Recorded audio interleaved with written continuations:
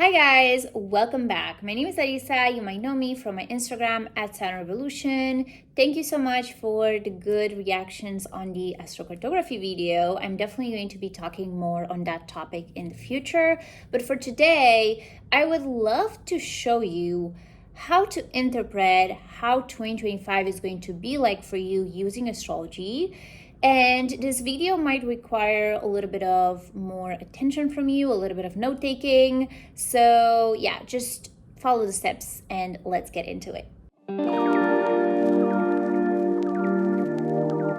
By the way, if you want to know my interpretation for each planetary movement in 2025, I recommend you to check the link below for my free planetary guide.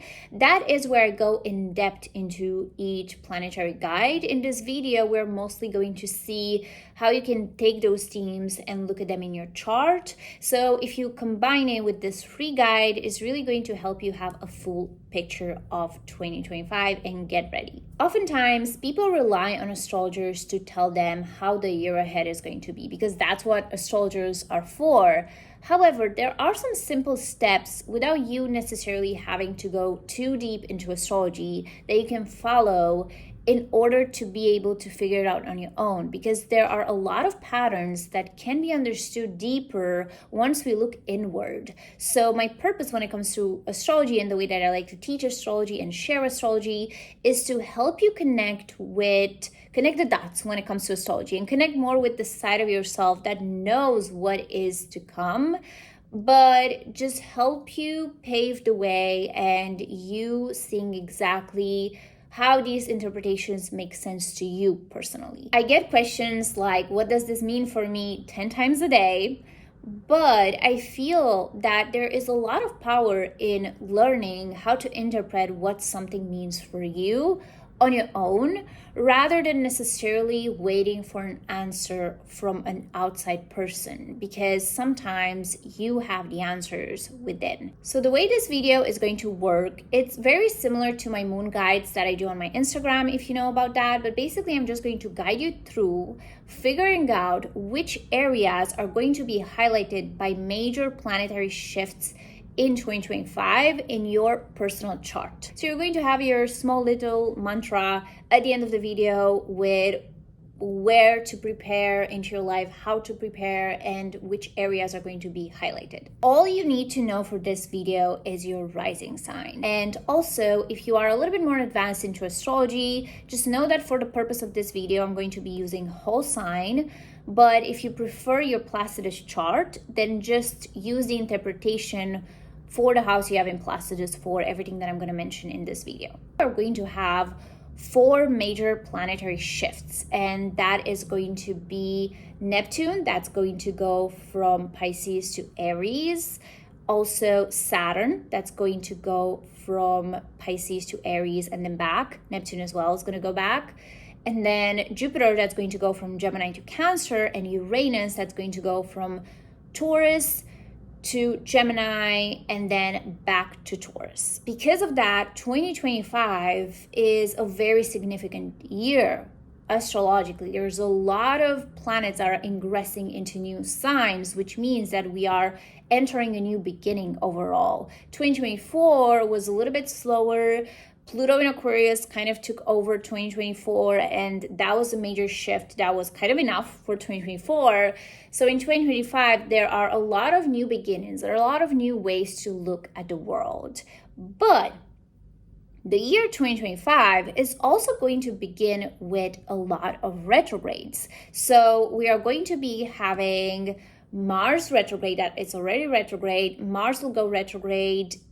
Right now it's in Leo, so it's going to go into Cancer on January 6th until February 23rd. Venus is going to go retrograde from March 1st to April 12th. Then also Mercury is going to go retrograde into Aries and Pisces from March 15 to April 7th. So what that tells us is that 2025 is going to begin with a slowdown.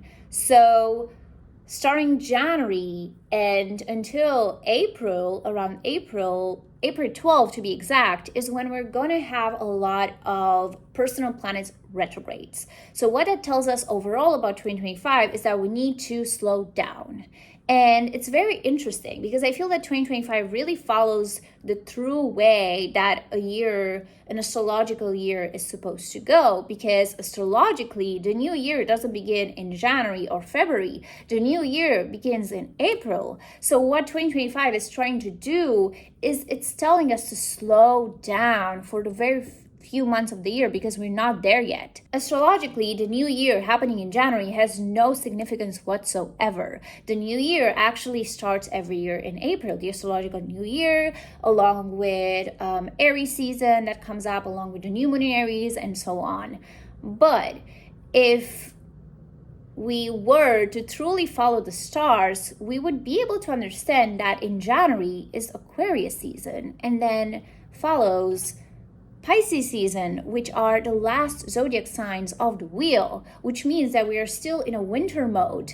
We are still ending something in January and February. So how can we expect ourselves to begin? How can we expect ourselves to begin a new year when, in terms of energy, we are still feeling like we want to go inward, like we want to slow down? So I feel that what 2025 is actually doing, and when I say winter, I mean metaphorically, you don't have to have a winter season where you are in order for this to apply to you, but I really think that 2025 is so literal in the sense that it's telling you, hey, whatever you're going to want to start with in January, February, or March is going to pick up very slowly, or it's not going to work out as well because you're meant to start things in April, and things are meant to start getting going and moving and changing starting April. So the first thing you need to know about 2025 is that it's going to have a slow start, but starting April is when things are really going to move pretty quickly. So I would recommend to use the first months of 2025 to plan things, to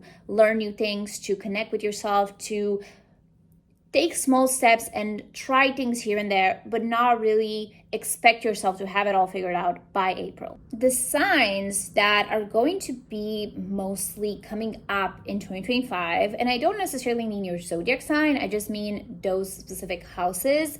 Also your zodiac sign, if you have these signs, if you are these signs, if you have planets in these signs, obviously that's going to feel a little bit more intense for you. But either way, these are going to be the signs and the houses that are going to be highlighted in 2025, and that is Cancer energy, Gemini energy, Aries energy, Pisces energy, and Virgo energy, because those are where the major planets are going to be bringing in some change. So we're going to take each one by one and talk about it. In 2025, we're going to have two major planets that are going into the sign of Cancer. The first one is going to be happening on January 6th when Mars goes retrograde in the sign of Cancer. And the second one is going to be happening on June 9th when Jupiter goes from Gemini to Cancer. So the first thing you're going to want to do is identify your rising sign, and then check out this table. You can pause the video if you need to, and find the house that you have in Cancer. So basically look at the house's numbers and see, based on your rising sign, in which table Cancer falls, like in which house it falls. I have a Capricorn rising, which means that Cancer is going to be my 7th house. So you can pause the video if you need more time. Based on your rising sign, see where Cancer falls for you. Now that you identified the house that Cancer falls in for you, you can also pause the video and check this wheel in order to see what the meaning of that house is. For me, as I said, Cancer is in my 7th house with a Capricorn rising. So the meaning of my 7th house is related to relationships, partnerships, collaborations. The other, sometimes it can also be shadow work, the 7th house as well. So those are going to be themes that are going to be highlighted by this Cancer energy for me. Now that you know the themes that are going to come up for you around this Cancer energy, just know that the very first event, as we talked about, is when Mars is going to go retrograde from January 6th until February 23rd in the sign of Cancer, in your Cancer house. So the theme where you have Cancer in your chart, that is going to be the place where you're going to be attracting a little bit more conflict. This is not the place in which you need to rush until February 23rd. this is the place in which you need to take your time with things, in which you need to connect more with people, in which you need to focus a lot more on going inward, trusting your intuition whenever you make decisions, and just in general slowing things down. Don't try to rush into things in this area of your life. On June 9th is when Jupiter is going to go into the same house for you. So what that means is that in that specific area is where Jupiter is going to bring some abundance as a reward because you were slowing down, as a reward because you didn't rush into things, as a reward because you were patient in that area of your life. Jupiter going into Cancer for a whole year is going to bring some abundance, a lot of connection, a lot of love in this area of your life. It can also make you feel like you are exaggerating or like you want to focus too much on this area of your life, but in general, it's a good thing because it brings a lot of blessings to you. Now let's write your mantra when it comes to Cancer energy. So you can write it in the comment section, you can write it in your journal. At the beginning of 2025, I will slow down in the area of, and here is where you can fill in with at least one or two meanings from the house you have Cancer in, which is going to bring me blessings starting June 9th. So that's your first mantra. Now, let's identify the houses that you have in Pisces and you have in Aries based on your rising sign. So based on my rising sign, I have Pisces in my 3rd house and Aries in my 4th house. So those are going to be the two main houses that are really going to be highlighted in 2025. Now, try to identify the same houses in this wheel and figure out what is each house's meaning. So for me, the 3rd house, which is in Pisces, I'm going to write that down, right? 3rd house Pisces, and I'm going to write the meaning, which has to do with communication, thoughts, thinking, my mindset, the way that I relate to my siblings, to my neighbors, my environment, my school years. And then the 4th house is in Aries for me, which has to do with family. It has to do with home. It has to do with where I feel home, what I envision for family in the future, how my relationship with my family is, and so on. Now that you have identified these two major themes, these are going to be the themes that are going to be highlighted most in 2025 because we are having, as I told you, a lot of back and forth between Pisces and Aries energy. There is Neptune that goes in Pisces to Aries and then back to Pisces, Saturn that does the same thing. There is Venus that goes retrograde in Aries and then back to Pisces. There's eclipses happening in also Pisces and Aries. So there's going to be a lot of a roller coaster of going back and forth between the teams that you have in your 3rd house and the teams that you have in your 4th house. So for me, that's going to be maybe my mindset in general is going to change in relation to maybe my 4th house, so my home, my foundation, and so on. And I'm always kind of going to go back and forth in 2025 between these two teams in my life. Specifically in 2025, how you're going to go back and forth. So this is like the trajectory that these two houses are going to bring up for you, and stay towards the end to hear the mantra. It's going to make more sense when you fill that out as well. With Mercury retrograde, you will first need to unlearn some things in these areas of your life that are not serving you anymore. With Venus retrograde, you are going to need to reassess some relationships that are not serving you anymore, or maybe you're going to reassess the way you want to relate to some relationships in the month of March. With Neptune, you are going to create a new vision, a new idea, a new dream that is related to these areas of your life. And with Saturn, you're going to actively take action that's very, very planned. So you're going to structure your action in order to enter this new phase, this new vision that you have created in your head. Now let's create your mantra when it comes to your Pisces and Aries house. Let's focus on the Aries house first. In 2025, I will unlearn what I thought was true about, insert one area or theme of your Aries house, create a new vision, and also a very structured plan. Towards the end of the year is when I will go back to insert your Pisces team, Pisces house team, to end a cycle that is going to help me with my new beginning. Now, let's identify your Virgo house, and again, your Pisces house if you have forgotten about it, but based on your rising sign. So Virgo for me as a Capricorn rising is in my 9th house, Pisces is again in my 3rd house.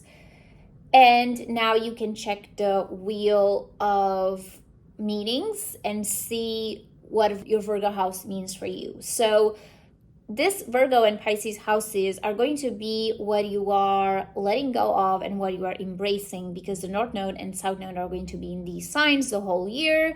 And specifically eclipses are going to be the ones that are going to help you let go or embrace something. So this is, let's say, valid for the whole year. This is the theme of your whole year in general. Let's create your mantra.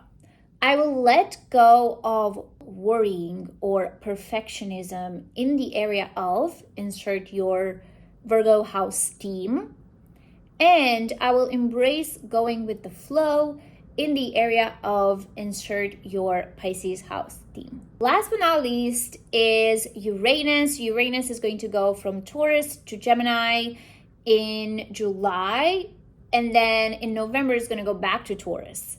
So even here, there's going to be a little bit of back and forth. Uranus has to do with our authenticity. So this is the area where we are embracing a new side of ourselves through ideas, because Gemini has to do with ideas. So we're moving from Uranus in Taurus, which is stability that has been a little bit shaken in the last few years, to Uranus in Gemini, which is communication, ideas, and new ways of thinking. Let's identify the houses that you have Gemini and Taurus in your chart. So if we take a look here based on my rising sign, Gemini falls into my 6th house and Taurus falls into my 5th house. So 5th and 6th houses. And then you can see what the themes of those houses are in this wheel. Taurus in my 5th house, that is romance, it's pleasure, it's connection with others, it is hobbies and talents. And 6th house, it's routines, it's daily work, health, and so on. So let's create your mantra. First, when it comes to your Gemini house, I will be open to new ideas within, insert one Gemini house theme, which will help me connect to my authenticity starting July. Now, when it comes to your Taurus house, in November, I will reassess what keeps me in my comfort zone within, insert your Taurus house. That was it, guys. I have no idea how this video is going to do, if it's going to be helpful, if it makes sense to you. I really am so curious for your mantras, how they're going to sound like. So I would love to know if you could share it with me below, and let me know also what themes you feel that are going to come back and forth for you in the month of 2025, if that has given you a little bit of clarity of how 2025 is going to be like for you. And don't forget that I'm explaining these specific transits more in depth into the link below, where you can find my free 2025 guide. So I hope you're going to enjoy it. Also stay tuned to my readings, which I'm going to be opening back at the beginning of January, as they are still sold out. I'm still working on a lot of them, and I'm going to deliver all of them this week if you've been waiting for your reading. So I hope you enjoyed it, and I wish you happy holidays. And I don't know if I'm going to film another video this year or not, so I might see you in 2025. I might see you in my next video whenever it comes up. Have a great day or evening wherever you are. Bye bye.